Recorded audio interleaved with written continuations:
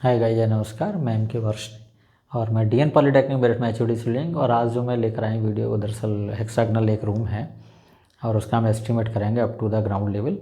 और इसमें केवल 3 ही आइटम हमारे आते हैं: अर्थवर्क एंड एक्सकेवेशन, और इसके बाद सीमेंट कंक्रीट एंड फाउंडेशन, और इसके बाद brick work up to the ground level. ठीक है, तो चलिए दोस्तों, बोर्ड पे चलता हूँ। फिर हम किसी भी साइज़ का एक रूम ले लेंगे हेक्सागनल, और उसका हम किस तरह से एस्टिमेट करते हैं उसके बारे में जानकारी दूंगा।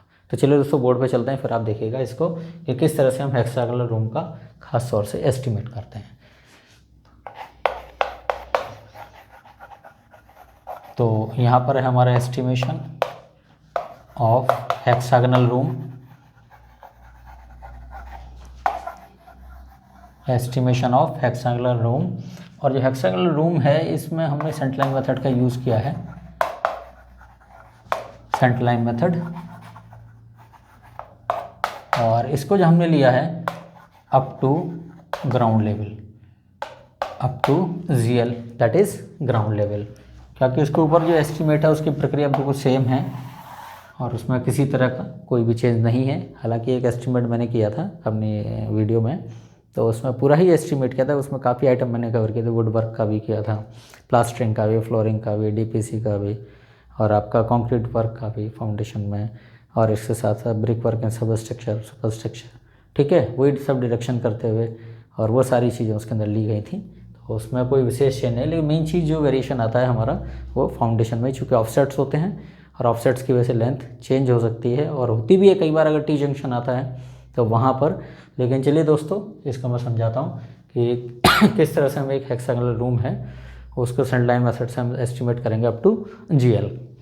तो कोई भी एक हम डायमेंशन ले सकते हैं किसी रूम की, इस तरह से हेक्सागनल की। तो यहाँ फिगर बना दूंगा, वहाँ पर हम उसकी राइट हैंड पर हम इसकी क्वांटिटीज़ जो है कैलकुलेशन करेंगे। ठीक है, तो देखिएगा क्वांटिटीज़ का जो कैलकुलेशन है वही हम क्वांटिटी सर्वे के अंतर्गत हम डिफरेंट आइटम्स की क्वांटिटी निकालते हैं। तो चलिए दोस्तों, यहाँ पर मैं एक हेक्सागनल रूम बना लेता हूँ इस तरह से। इसको आप बहुत ध्यान से देखना और इस वीडियो को पूरी देखना, तभी आपकी समझ में आएगा। और इसमें ये यहाँ पर इस तरह से हो गया, ये इस तरह से हो गया, और ये इस तरह से हो गया। ठीक है, ये हमारा एक रफ फिगर है, और इसमें मेन चीज़ है कि ड्राइंग आपको समझ में आनी चाहिए, और इसका जो एस्टिमेट है फिर आप आसानी से कर सकते हैं। ठीक है, मैंने थोड़ा और आगे बढ़ा दिया है, इसको इस तरह से लिया है, फिर थोड़ा आगे आ गया है, फिर देन ये लाइन इस तरह से है, और यहाँ पर मैंने ऐसे कर लिया इसको, यहाँ पर आ रहा है इस तरह से। ठीक है, ये हमारी वॉल की थिकनेस है एट प्लिंथ लेवल। ठीक है, इस तरह से। तो ये देखेंगे, ये फिगर ठीक बन गई है, और इसमें मेन चीज़ क्या है कि डायमेंशन जो है सही हो जाए तो हमारा काम पूरा आ जाता है। तो चलो खैर, यहाँ पर इसमें जो वॉल की थिकनेस है, ये हम सपोज करें हम इसको 30 सेंटीमीटर मान लेते हैं, वॉल की thickness at the plinth level. Okay, और वही जो हमारा जो रद्दे हैं 30 का नीचे, फिर उसके 40 का, उसके नीचे 50 का, उसके नीचे 60 का, और फिर कंक्रीट ब्लॉक हमारा 90 सेंटीमीटर चौड़ा है। तो वही डायमेंशन हम लेकर चलते हैं जो पिछली बार हम नॉर्मली हम किया करते हैं। और इसमें सपोज करें कि ये जो लंबाई है ये वाली रूम का, ये इंटरनल जो डायमेंशन है, इसको हम चाहें तो हम इसमें सपोज करें 4 मीटर हम मान सकते हैं। हमने इसको कितना माना है? 4 मीटर। ठीक है, तो ये भी 4 मीटर, ये भी 4 मीटर, ये भी 4 मीटर, ये भी 4 मीटर, और ये भी 4 मीटर। ठीक है, तो अब देखेंगे हम इसमें यहाँ ये सेंटर बनता है इस तरह से, और इस सेंटर से ये जो लाइन जाती है ये इस तरह से, ये हेक्सागन है। तो हेक्सागन जो है उसमें ये सब डायमेंशन हमारी बराबर होती हैं। ठीक है, ये डायमेंशन हमारी बराबर है, यानी कि ये भी हमारा 4 मीटर है, तो ये भी 4 मीटर, ये भी 4 मीटर, ये भी 4 मीटर, ये भी 4 मीटर, ये भी 4 मीटर है। ठीक है, तो इसकी ड्राइंग को बहुत आसानी से देखिएगा और फिर समझिएगा।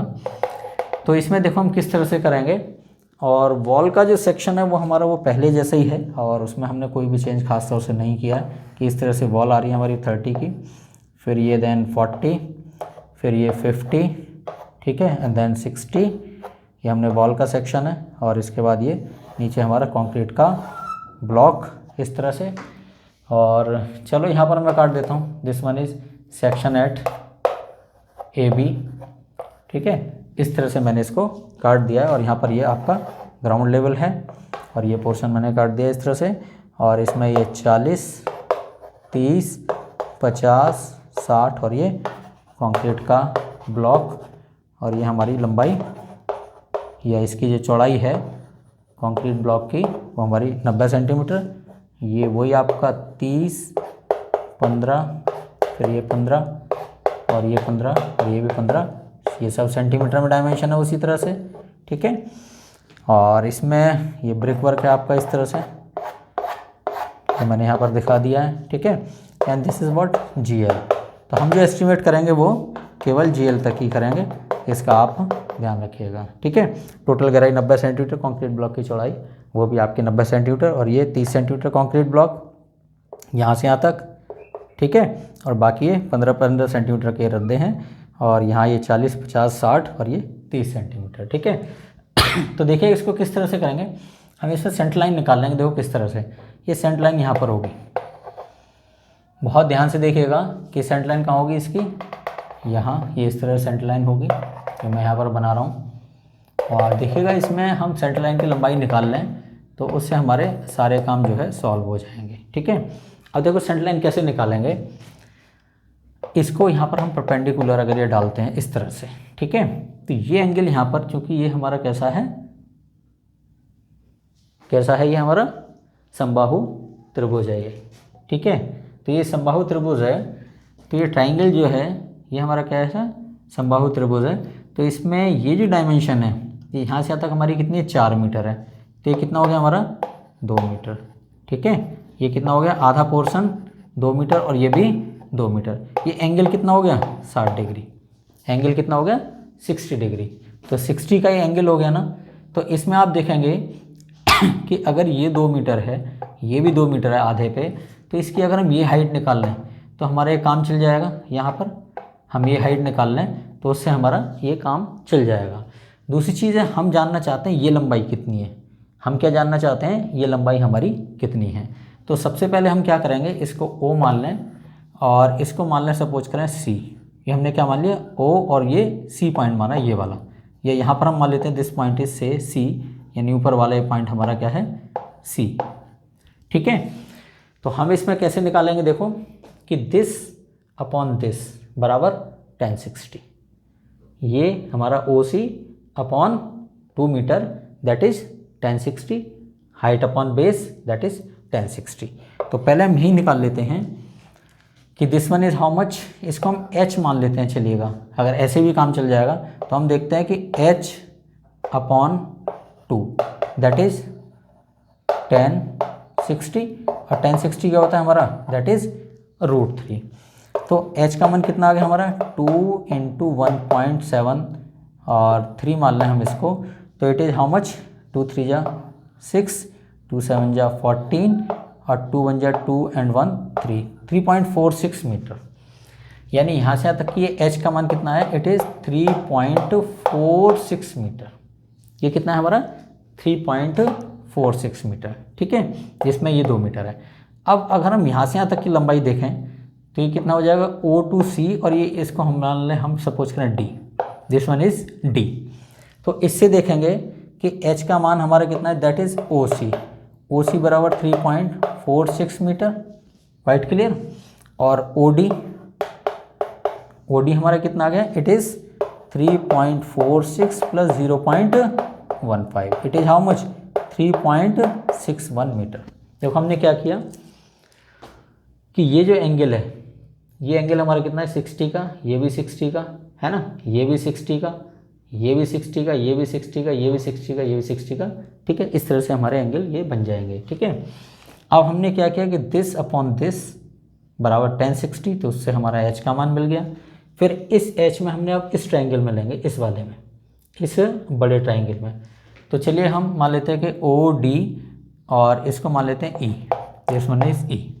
हमने ट्रायंगल कौन सा लिया, दैट इज ODE। हमने क्या लिया, ODE। अब ODE में हम देखेंगे कि this one OD is how much, यहाँ पर देखेंगे OD बराबर 3.61 मीटर, ठीक है। हमें ED का मान निकालना है। So what is the ED, ED कैसे निकालेंगे, this is OD upon ED बराबर tan 60। तो ये एंगल हमारे क्या है, ये भी हमारा 60 डिग्री का होगा एंगल। तो हमने क्या किया कि this is OD upon this is ED या DE कर दिया, यानी कि OD upon DE, OD upon DE। चलो ऐसे कर लीजिएगा, OD अपॉन DE कितना हो गया 1060 and that is how much √3। ठीक है, तो हमें DE का मान निकालना है। तो DE बराबर कितना आ गया, DE बराबर DE को यहाँ लिया है, √3 को यहाँ लिया है, तो it is how much 3.61 divide by √3 का लो 1.73, हमने 2 हटा दिया है, तो इससे हमारा DE का मान आ जाएगा। और DE का मान कितना है 3.61 divide by 1.73, so it is 2.08, तो इट इज से 2.1 मीटर। और ये हमने क्या कर दिया, दिस इज से कितना आ गया हमारा 2.1 मीटर। तो ED का मान कितना है, इट इज़ 2.10 मीटर। ठीक है, तो अब ये ED का मान इतना है, ठीक है, और F ये हमारा क्या है, दिस पॉइंट इज F, ये हमारा DF है ना। तो यहाँ पर क्या निकालेंगे हम, E और F, तो यहाँ क्या निकालेंगे हम, यहाँ पर देखें EF कितना आ गया, इसका डबल कर देंगे, इट इज़ 4.20 मीटर। ठीक है, तो ये चीज़ भी क्लियर है कि हमने क्या निकाला, पहले दिस अपॉन दिस बराबर 1060, उससे हमें ये मिल जाएगा, इसमें 15 सेंटीमीटर जोड़ दीजिएगा, तो अब हाइट कितनी हो गई, इट इज़ 3.46 प्लस 0.15, तो 3.61, यानी कि यहाँ से यहाँ तक की हाइट कितनी है 3.61। तो फिर दिस अपॉन दिस किया हमने, तो उससे 1060 आ गया। अब फिर आपने क्या किया कि ED का मान निकाला, ये वाली डिस्टेंस हमें आसानी से मिल जाएगी 2.1। तो जब ये 2.1 है तो ये भी 2.1 होगा, दिस वन इज ऑल्सो, यहाँ पर हमने क्या करते, दिस इज 2.10 मीटर, ये भी हमारी यहाँ से यहाँ तक की ये डिस्टेंस होगी। तो टोटल कितना हो गया 4.2। तो अब यहाँ पर निकालेंगे हम सेंटर लाइन, यहाँ पर क्या निकालेंगे हम, सेंटर लाइन। तो यहाँ लिखेंगे total centre line, total centre line बराबर, देखो ये भी हमारी 4.2, ये भी हमारी 4.2, और ये भी हमारी 4.2, ये भी 4.2, और ये भी 4.2। ठीक है, तो टोटल सेंटर लाइन कितनी आ गई 6 × 4.20, तो 6 दूनी 12 और 6 चौक 24 और 1 25.20 मीटर, ये हमारी क्या आ गई टोटल सेंटर लाइन आ गई। ठीक है, तो बहुत आसानी से आपने इसको देख लिया कि हम किस तरह से सेंटर लाइन निकाल लेते हैं, तो ये चीज़ बहुत ही आसान है। तो चलिएगा हम इसका एस्टिमेट भी कर देते हैं। तो एस्टिमेट जब हम करेंगे ESTIMATE, तो एस्टिमेट जब हम करेंगे तो पहला आइटम हमारा क्या है, दिस इज एक्सकेवेशन, और यहीं पर हम रेट भी निकाल देंगे। तो एक्सकेवेशन इज हाउ मच 1, बहुत ध्यान से देखिए, 1 × 25.20 × 0.90 × 0.90। ठीक है, तो यहाँ पर 25.2 × 0.9 × 0.9, so it is 20.41, it is 20.41 cubic metre. ठीक है, यहीं पर हम रेट भी निकाल देंगे। तो एस्टिमेट क्या है, दिस इज दी, इसको हम कहते हैं quantity survey, QUANTITY quantity survey. ठीक है, हमने हर आइटम की क्वांटिटी इस तरह से यहाँ पर निकालनी है। दूसरा हमारा क्या है, this is cement concrete in foundation, cement concrete in foundation, जो भी आपने इसका प्रोपोर्शन रखा है। ठीक है, तो हम कुछ भी ले सकते हैं, 1:4:8 या 1:3:6, जो आपको अच्छा लग रहा है और जो उसमें स्पेसिफिकेशन में दिया जाता है खास तौर से। ठीक है, तो सेंटर लाइन की लंबाई में कोई चेंज नहीं होगा, और 0.9 और 0.30, तो इसमें 3 से डिवाइड कर दें तो 3 × 6 = 18 and it is 6.80 cubic metre. और थर्ड आइटम हमारा क्या है, दिस इज ब्रिक वर्क, और ये हमने कहाँ निकाला है अप टू GL, हम केवल GL तक ही लेकर चलेंगे। तो इसमें A that is first step, वही नीचे से शुरू करेंगे। तो फर्स्ट स्टेप कौन सा वाला, 60 सेंटीमीटर वाला, यहाँ से यहाँ तक ये 60, यहाँ से यहाँ तक 50, यहाँ से यहाँ तक 40 और ये 30। ठीक है, तो फर्स्ट स्टेप 1 इंटू 25.20 0.60 0.15। ठीक है, और इनकी क्वांटिटी अभी निकाल लेंगे एक साथ ही। B this is what second step, और सेकंड स्टेप 1 25.20 0.50 0.15। ठीक है, C it is third step, ये आपको बिल्कुल क्लियरली दिखाई दे रहा होगा, दैट इज़ 1 25.20 0.4, क्योंकि 40 वाला रद्दा है और जिसकी ऊंचाई 15 सेंटीमीटर है। And D this is fourth step. और चलो अप टू GL कर लिया हमने, अप टू GL, क्योंकि GL तक ही लिया है हमने, तो दैट इज़ 1 25.20 0.30 और 0.15। तो इनकी यहाँ पर हम क्वांटिटी इस तरह से निकाल लेंगे। ठीक है, अब देखिएगा यहीं पर आ जाते हैं हम 25.2 और इंटू 0.6 इंटू 0.15, तो इट इज़ 2.27 क्यूबिक मीटर पहला। दूसरा आपका 25.2 into 0.5 into 0.15, so it is 1.89 cubic metre. और इसके बाद इट इज़ 25.2 इंटू 0.4 इंटू 0.15, तो it is 1.51 cubic meter। And now it is the last 25.2 into 0.3 into 0.15, so it has given the value 1.13 cubic meter। ठीक है, तो यहाँ पर हम इसको सम कर लेंगे क्योंकि हमारे सारे स्टेप में वर्क है। तो it is 2.27 plus 1.89 plus 1.51 plus 1.13, so it has come 6.8 cubic metre. यहाँ पर टोटल है हमारा, यहाँ पर टोटल मैंने लिख दिया है, it has come 6.80 cubic metre.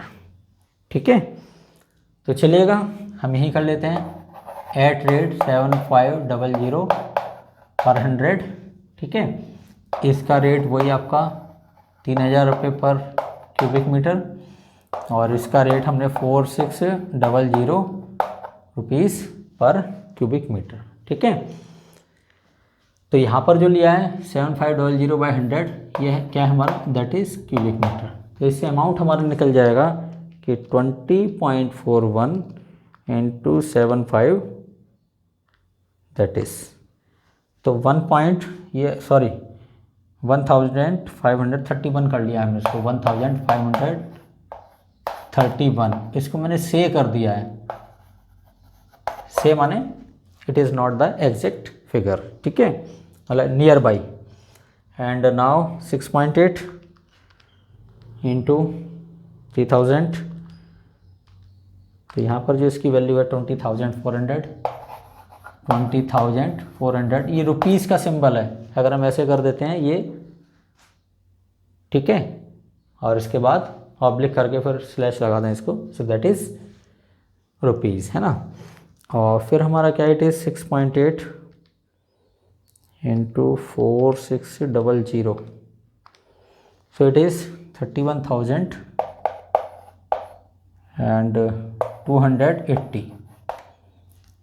ठीक है, तो इसमें क्या है हमारा जो ब्रिक वर्क है, इसका जो रेट हमने दिया है, इसमें मटेरियल और उसके साथ उसकी लेबर, वाटर का, कॉन्ट्रैक्ट प्रॉफिट, सेंटेज चार्जेस, ये सभी इसके अंदर इंक्लूड है। जो हमारे रेट हैं, इन रेट्स में ये सब चीज़ें खास तौर से इंक्लूड होती हैं। ठीक है, तो अब यहाँ पर हम टोटल अमाउंट करना चाहें, TOTL टोटल